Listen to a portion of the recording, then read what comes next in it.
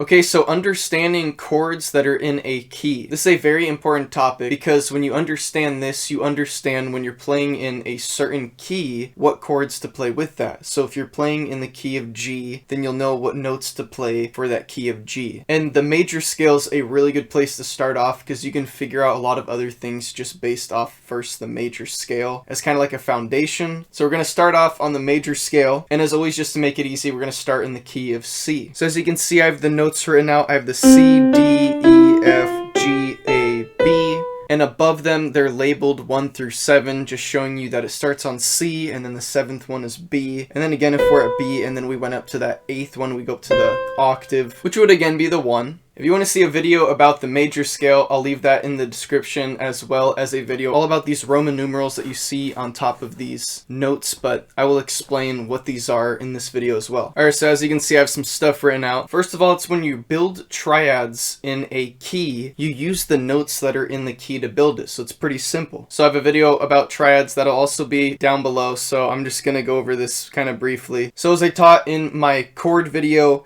to build a triad, you just start from a bass note, and then you go up a third, and then you go up a third again. All that you do is you take the 7 notes in the key that you're using, and yes, saying a major scale is the same thing as saying this is the key of C major. So that's kind of how you'd word it. You'd say the key of C major, or you'd say a C major scale. And since you have these 7 notes to work with, and they repeat, these are the notes you're going to build your chord from. So starting on C, if we build a triad, we go from C, we go to E, and then we go to G. C, E, and G is a major triad, so that's why if you see above where it says C, there's a capital I Roman numeral. So that capital I Roman numeral is telling you it's the 1. It is the first note in the scale, and because of that, it's known as the tonal center. So it's where the tone of the music is sort of centering around.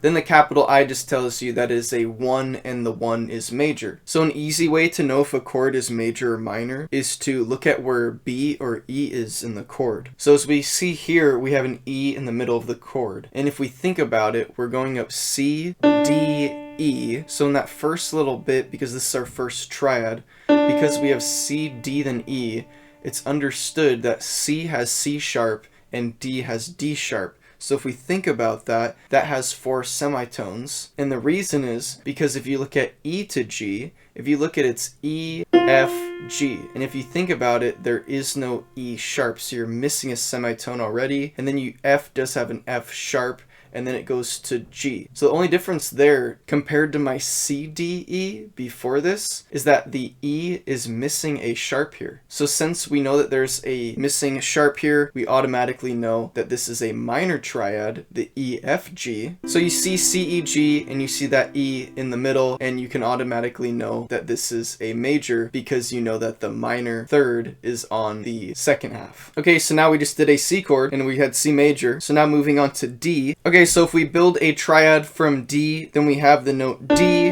we go up to F, and then we go up to A. So this is a D minor triad. And as you can see above the D note, it says that there's the 2, and then it is the I, which in Roman numerals means 2, and then it's lowercase, telling you that it's minor. So we could quickly use the same method as before to think about why this is minor. So we could think about this first third, and we think that it's D, E, F, A. So since there's that E in the middle there, then that means that it's missing a sharp from D to F. So that first third is a minor. Then if you think about it, the second third is just F, G, A. So there's no B or E anywhere in there. So you know that there's no missing sharp. So you know that's major at the end. So this is a minor chord. Okay, and we just keep doing the same thing. So now we start on E, we go E, G, B, which again gives us another minor. From there we go up to the 4, which in C major would be a F, and we go F, A, and then C. So as you can see, since it repeats, we still go back to C. We're still building a third. So you can imagine where if this keeps going, that after this B, we're going to go right back again to our C. And this is an F major chord. And as you can see, there's that capital IV above the F. Next, G, B, and then D, giving you a G major chord. A, C, and E, I like to just think about ace. And this is a minor chord.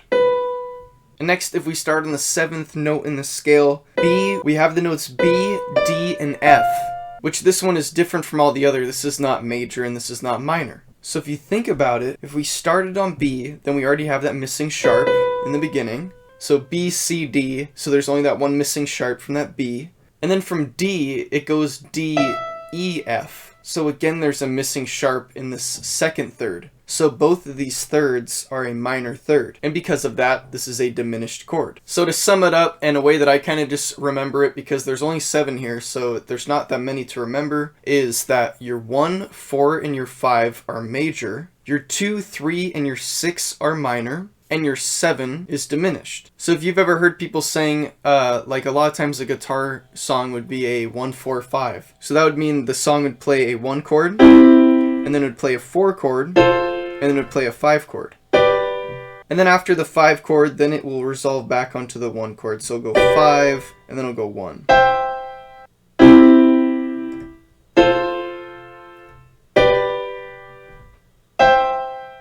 So that would be known as a chord progression. So it's really good to know this, because from here you can start understanding what chord progressions are, and you can even start building your own chord progressions. My next video is going to be on the same thing, but building 7th chords. If you have any questions, leave it in the comments below, and I would love to answer it.